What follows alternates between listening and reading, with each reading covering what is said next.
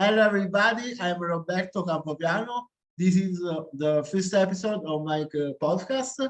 And in this is podcast, I invited Brad Follan, that is Woo! my friend from United States, Texas. So we want to talk about the couchsurfing experience, and we want to talk about what is couchsurfing and to tell you why we use couchsurfing. So, how are you, Brad? Roberto, thanks for having me, man. What an honor to be guest number one. Yeah, We that's uh, not. You know we why? love You we know loved our why? stay with you in Italy, man. And so this is awesome getting to see you again, and I look forward to seeing you again in person soon. Okay, I hope so. And I want to invite you as my first guest on this podcast because you are the most incredible history to tell about couch surfing. Because how much countries now? I'm now officially at 111 countries, 111 Eh, countries, and all seven continents. I'm very proud of Antarctica. That was a tough continent to get to. it's so nice because I made a count of my guests. Now are like 100. So 100 nation, Wow, 100 guests. that's Yes, maybe amazing. maybe it's 105 similar. Yeah, I tell you, it's amazing. That's so cool. What like I mean, I don't know what we want to jump into, but that's the coolest part, in my opinion, about couch surfing is if you're not able to travel at the moment, it's the way to bring the world to your home. So even though you haven't left Italy recently, you've had the world coming to you, and you Yes, still get to experience the country. So but that's amazing. That's I amazing. wrote a list. I think that I will travel soon. So my Good. list is for every corner of the world. I send you. So will be a nice experience also Perfect. traveling. Yeah, yeah, fantastic. Because I want to explain in this podcast, first episode, what is couch surfing. If you, I will say something. If you want to add something to my speech, couch surfing. What? Or I can make a question to you. If you want to respond, maybe. Can you explain what is couch surfing? Because why people use couch surfing? So couch surfing is, in my opinion, a cultural exchange. What I tell people is it's like Airbnb, but free. But here's the thing, it's not just a bed to sleep in or a mattress on the ground to sleep on. It's a way to see what real life is like in whatever city or country you're in. So it's former or future travelers who can't travel at that moment who welcome guests into their home.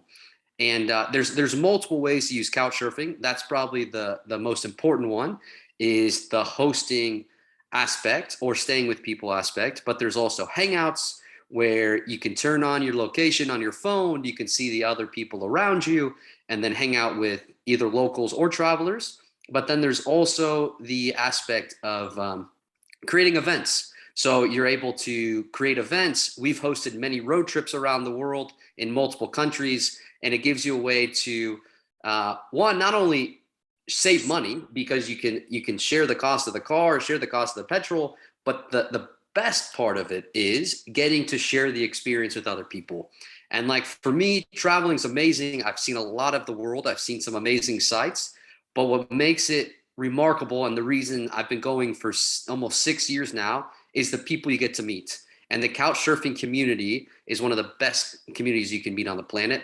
Hence, like we're looking at one of the best couch surfing hosts right here, Roberto, just absolutely legendary. So that, in my opinion, that's what couch surfing is. Yes, I you told about Airbnb. For me, it's more similar than TripAdvisor because you have a reference like a restaurant.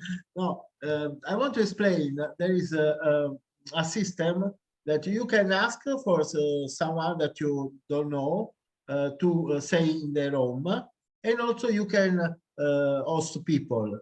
It's absolutely free without money. You don't have to pay money to host people. They don't have to give you money. You can, the one girl from Argentina, Camila, told me that the first time Couchsurfing is share what you have. Because if you want, you can share time, you can share food. If you have only a couch, you can share only a couch. And you know, there are some options on Couchsurfing. one of the most beautiful options is to be an ambassador. So my goal this time, even I'm in a small city, I want to be an ambassador. Is one of the reason I do this postcard, because ambassador people usually gives information about the app, helps people with the app. So I will send this podcast to Couchsurfing because I wrote to them. They think that they respond me, thanks you for writing. So I want to be, I love the philosophy of Couchsurfing. The fact that you can travel without travel, you can travel with local. One of the speech of the Couchsurfing is do with locals. So I want this podcast, I have an idea to speak about our country, to speak about the experience we do together. And so what about to make a little presentation about you, who you are, what in the minimum, what is your travel, why you are traveling so many countries? Yeah, so I've got a crazy travel story. Traveling growing up is something our family did, but we did it mostly in the country. I didn't take my first international trip until I think it was like 7th grade, and it was a cruise. I don't know, cruises for me, I prefer to stay in a place a lot longer, but it was cool. Very grateful that our family took us around. You know, we in the United States, a big part of our culture is working. You study hard, you go to elementary school, middle school, high school, then you go to uni, and then you have a job and you work 40, 50 years, and then you retire, and then you travel. And then you're traveling when you're like 65, 70 years old. That's too, in my opinion, I mean, it's great that you're able to travel, but you're so much older, you're not going to be able to do the things that you could have done in your 20s, 30s, or even 40s. And so for me, I got caught up in that rat race where I studied hard. I got a great job. I was working for 3 years at a mining company. And then I made a crazy decision with a friend to go to the 2016 Rio Olympics. And I made a lot of preparations. Long story short, was able to get my clothing sponsored, had a friend that was competing, which was amazing. I got selected as a global volunteer. All major sporting events around the world need volunteers, which I recommend doing. And I was taking selfies to document my experience, just as a way to kind of, I'm very good at being in the right place at the right time. And luckily, I did it on the global stage, and the selfies that I took went viral. And so I was in the major newspapers in the United States. I was on the biggest TV morning show. They called me the selfie king of Rio, which was just insane. Got to meet Michael Phelps. If anyone knows, he's the most decorated swimmer of all time. Because of that, I was then on one of the biggest radio talks. So I skipped my flight back home from Rio. So I was only supposed to be there 10 days. I ended up staying for 17 days. Went to 33 events at the Olympics, truly life-changing. As a sports fan, that's another big thing of our culture in the United States is sports. And I was remarkable. Came back, was on a big radio talk show. And typically with radio, you're on for 3, maybe 5 minutes. They had me on for 17.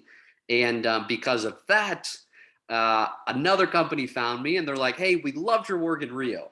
My work in Rio, it was selfies and going live on Facebook. But sure, we'll call it work, right? Because social media influencers weren't a big thing by that, back then, 2016. It was slowly becoming a thing. And they asked me, hey, we would love to have you host a Facebook Live series for us. Come up with an idea on what you want to do, and we'll go from there. And I told them, well, how about a trip around the world for a year? And so on December 1st of 2016, I took off. And before I left, I mean, it can be quite intimidating going on, 1, quitting your job, 2, going on a trip around the world, and 3, going on a trip around the world by yourself. And like, I've never had problems meeting people. I've never met a stranger in my life, is what my mom has always told me. And so I wanted to look at ways to really learn more about these countries that I was going to. So I was Googling, reading as many travel blogs as I could, watching travel vlogs on YouTube. And luckily I came across Couchsurfing. And so I think I landed December 1st, makes it easier. I started in India, and unreal experience. So my first Couchsurfing host, he was famous on Snapchat, had the 25th story penthouse apartment, had servants, like Epic. But then my second couch surfing host, I slept on a very thin mattress, much more of a proper introduction to life in India, right? Because Mumbai is just the extremes. You got the richest and the poorest together. But what's cool is my second couch surfing host ever. Well, I was trying to sneak into the Bollywood sets. I really wanted to get into Bollywood, which is right the Hollywood of India. And it's pretty much impossible. And my first host said, dude, I can't get you in. I was like, you're famous. He's like, nah, I can't get you in there. My second host ever was able to sneak me in. And if it wasn't for couch surfing, I never would have been able to do it. And so instantly, I have tried to couch surf as much as possible. And I have hosted when we slow down. We've been able, when I'm back in Texas, which is pretty rare, maybe a couple months out of the year, I love to host people if it works out. When we lived in Mexico for 6 months, we hosted there. But of my travels, the most consistent thing would be number one, Katie. Katie's been with me for 5 years of the traveling. But number two, I guess it's actually, I should keep it in that order, but I've been couch surfing longer than I've known Katie, which is, I love the community. I love that your hosts will show you things that you might not otherwise find on your own. They're going to take you to spots you'll never find on the internet. And you really, like you mentioned, you get to live like a local. And so, yeah, man, who would have ever guessed that selfies would lead me to 6 years and counting, traveling the world to 111 countries. If you would have asked me 10 years ago, Brent, what's your plans? I'd be like, oh yeah, I'd be working, making money, taking holiday 2 weeks a year. But nah, man, here we are, and it's been the adventure of a lifetime. Yeah, and this is one of the reasons we use Couchsurfing. For me, one of the reasons is also making new friends. And also, I meet you, I meet Katie, so it's possible to, not every time, but sometimes you can meet new friends. You are distant, but now in this world, you can take one aeroplane, and so you can meet in every corner of the world. It's more easier than the past. And Absolutely. also, one of the reasons also I use Couchsurfing is to improve language, because my English, is improving by using. So it's like free lesson of language, because not even the people also speak Spanish, so you can start to learn Spanish and other languages like Deutsch, but maybe with Italiano is more easier to learn like Spanish. And so I'm starting to learn Spanish. And this is also a reason I use Couchsurfing also, because you say that when you give something to the other people, you are more rich. Couchsurfing is like this, because I give just a bed, a couch to the guests, but they give me many foods. They teach me to cooking, other international dishes. So, and they have a great stories. So they put really me like traveling. And let's say something about your country, United States. You Yeah. are in Texas. Yes. You think that Texas is good for a couch surfer? Is an option to be in Texas traveling in the United States? There's something special? Yeah. Well, Roberto, I would say yes. It's the best place to couch surf if I'm home, but I'm not home that much. No, there's a great couch surfing scene. So the United States is huge. It's massive. It's one of the largest countries on the planet.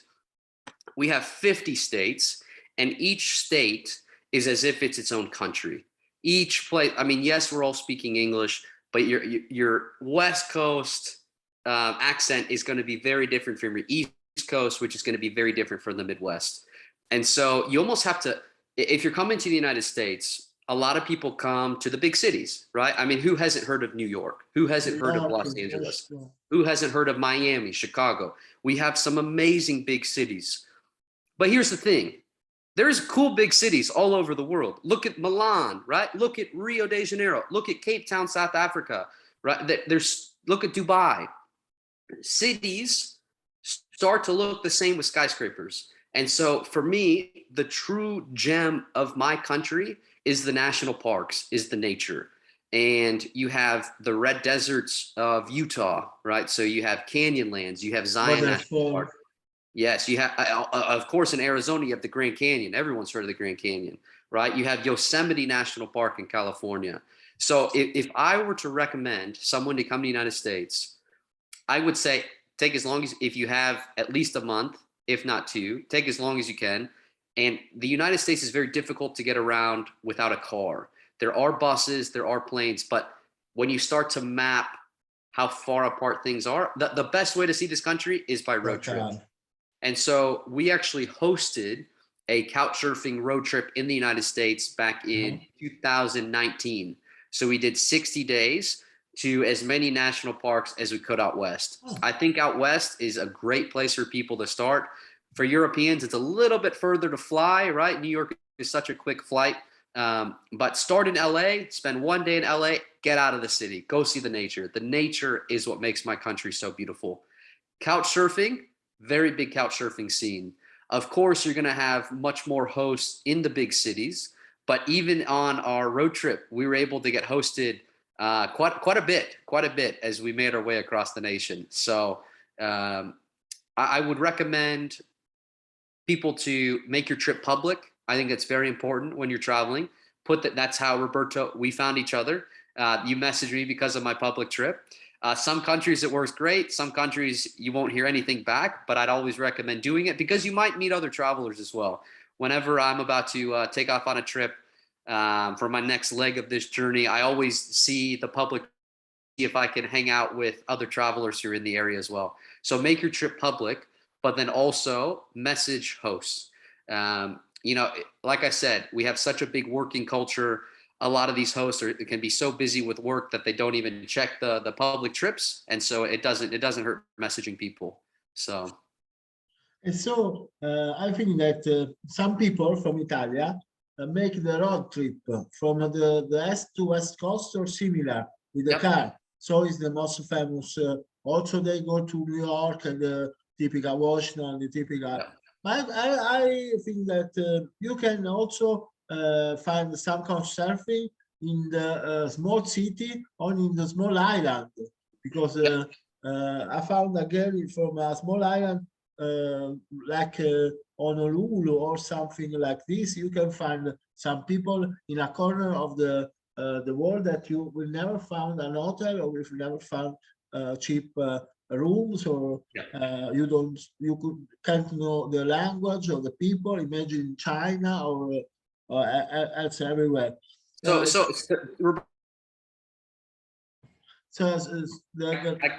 okay. To further say, like, always check the city you're going to for couchsurfing. I would much rather sleep on the floor to get to know a hotel. I can stay in a hotel anywhere. I want to meet locals. And a prime example is I was in Beijing, China. I had done 6 of the 7 wonders of the world, and I went to China to see the Great Wall. And it would have been very easy for me to get to a part of the Great Wall that's very close to the city, super easy public transport, don't even need to speak Mandarin. But luckily, I found a couchsurfing host who was a local, who spoke Mandarin. We hung out, and he had a friend with him. And I convinced, she had never heard of couchsurfing. So introduced her to couchsurfing, and I convinced her to not to quit her job, to skip work, to call in work sick, to come with me to the Great Wall the next day. We went to the most remote part. We walked a couple miles, a few kilometers on top of the Great Wall, and didn't see a single person. Without couchsurfing, I never would have been to that part. Impossible, yes. Right? Only with friends. We were just... and we were just in Turkey, so we spent the summer making our way across Europe, Northern Africa, and the Caucasus. And on Hangouts, there was a guy from Svalbard, which is one of the most northern, I think it might be the most northern, if you take out Green Circle. And so we're hoping that he'll be able to host us sometime next year to go find polar bears, right? I mean, a place that is so remote and so far from the rest of the world, but there's a couchsurfing host there. Yeah, I think so. Very cool. And also, I want to ask you a last question. Yep. Let's speak about your travel in Italy. We know about the Amalfitani coast. Positano, everybody knows that. But what I want to ask, what is unexpected in your travel in Italy? because everybody knows the Amalfi Coast is the best. There is something that you did not expect to my region. From your region or Italy in general? No, from my region. From your region. Yeah, because if it was me, I would say mozzarella. Something. Yeah. Like Oh my gosh, buffalo mozzarella. Oh, but you taught us don't take it out of the water. Leave it in the water, right? You have to leave it in the water. I didn't know that. Yeah. Wow. You know what? You know what surprised me the most? What was like of our time in the Amalfi Coast was me, and like this isn't just because you're hosting this, but was meeting you. It was so nice to meet such a cool Italian that was so willing to take us around. Like, I think that's the beauty of couch surfing is you can hang out with someone for 2 or 3 days of your life, and when you look at the big picture, such a short amount of time, but the bond and the friendship that you can make with these people almost overnight is sometimes a closer bond than you have with your friends that you grew up with, because it's just you have such amazing memories. Like Roberto, that pizza, the pizza night, that final pizza, right? Katie and I had been in Italy, and it was just like, oh my, and like the pizza in Italy is good, but that pizza we had that night, it's the best pizza I've ever had in my life. And it's just, we never would have found that restaurant if it wasn't for you. And guys, side story, just to show you how amazing of a person Roberto is. I mean, he goes above and beyond. And couch surfing, make him an ambassador. What the heck? You should have given him that ambassador logo already. This guy deserves it. We had a boat to catch to Tunisia. So Katie and I were headed there. We had a 22-hour boat ride to head to Northern Africa. And Roberto had connected us with another really nice couch surfer. He drove us to the port. We said farewell to Roberto. We said farewell to the other couch surfer. And we get off and we start to check in. Because this was at 1 a.m, by the way. This was very late at night. Like the boat was, right, we were going to get in the next day. We were going to sleep on the boat. And we arrive and we start to check in. And they say, why are you here? And we're like, to go to Tunisia. Our boat leaves in an hour. Like, why wouldn't we be here? And they told us our boat had been delayed by 10 hours. Not like 1 hour, not 2 hours, 10. I was just like, oh my gosh, we have nowhere to go. We have 10 hours to wait. It's 1 a.m. And I was just like, well, I hope Roberto's still awake. Roberto was still awake. He came to meet us. He helped us carry our bags back. We got to sleep in a bed one more night. We had to be just like, we would have been completely stranded. But this guy went above and beyond, accepted us for another night, gave us an amazing breakfast. And it was just like, if it wasn't for him, we would have been in such a horrible situation. Something that would ruin some people's travels. But Roberto helped us make it into a much. We're actually really excited because it gave us more time with Roberto. So you are an absolute legend, my friend. Okay. And I'm so glad that we got. Thank you so much. So our time is finished. And I want to give a kiss to Katie. And also, thank you for coming in the first episode. Good luck and see you in another country again together. Absolutely. Roberto, you always have a place to stay with us, and you always have an open invitation to meet up with us. So a great talk. Thank you, Brent. Ciao, and we'll see you again soon. Ciao, grazie.